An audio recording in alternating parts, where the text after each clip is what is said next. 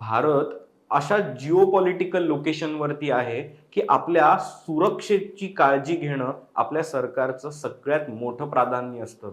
त्यात दरवर्षी खूप वाढ देखील या बजेटमध्ये होत असते. आपल्या देशाला सुरक्षित ठेवण्यासाठी मिसाईल्स, बंदुका, रडार, फायटर प्लेन अशा खूप गोष्टी दरवर्षी आपल्याला विकत घेऊन आपण कोणत्याही युद्धाला तोंड द्यायला सुसज्ज असू अशा प्रकारे तयार राहावं लागतं.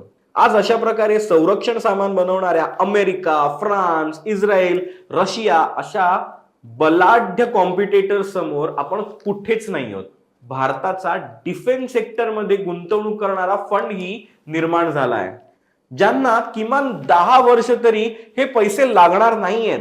केवळ आणि केवळ अशाच गुंतवणूकदारांना या क्षेत्रात गुंतवणूक करायचा तुम्ही विचार करू शकता आणि ते देखील तुमच्या आर्थिक सल्लागाराच्या सल्ल्यानेच.